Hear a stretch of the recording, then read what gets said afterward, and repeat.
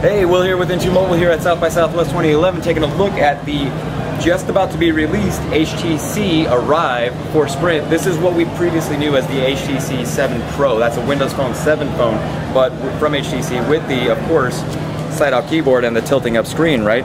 The first thing I want to really show you guys is, the keyboard's cool, but check out the sliding mechanism right here.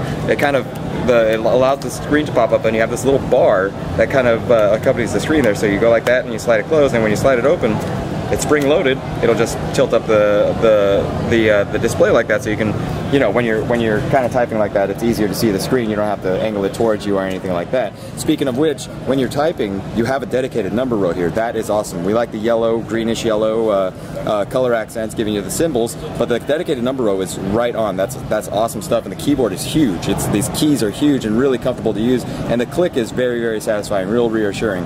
But let's talk a little bit about the hardware first. Of course, we've got the standardized Windows Phone 7 navigation buttons right here. We've got back, you've got your home screen button and your search button that brings up your global search, of course, throughout using Bing, of course, and the Metro UI, the tile-based live tile updating Metro UI with all these dynamic tiles that update themselves based on your information and the latest information, like say San Francisco's weather, which is cloudy right now apparently. Surprise, surprise.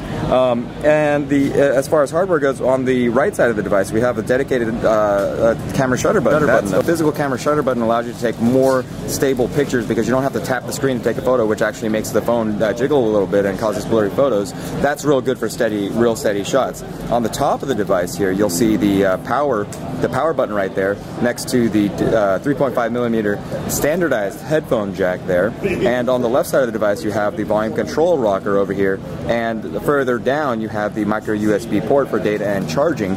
And the entire device, aside from the metal cover back here, is finished with a soft rubbery matte rubbery finish here, making it feels real good in the hand, and gives it a little bit of a refined feel. And of course on the back you have the 5-megapixel camera right there.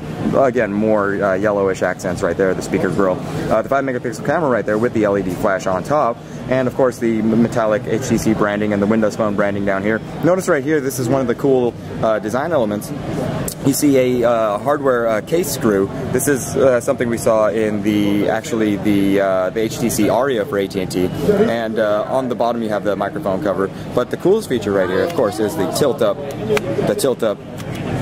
QWERTY keyboard, sliding QWERTY keyboard. And of course, because it is Windows Phone, you have HTC's hub installed, which gives you access to all kinds of cool little weather widgets and time widgets and all that great stuff. It's got to start up for a second over here, and there you go, taking a look at all the featured apps. And oh, it's unable to connect. That's a shame.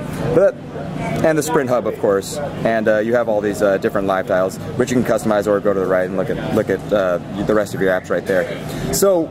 Of course, it's going to be on Sprint, so it's going to be connected to the CDMA network with EVDO Revision A 3G data speeds. But that has been a quick little look at the HTC Arrive for Sprint with Windows Phone 7.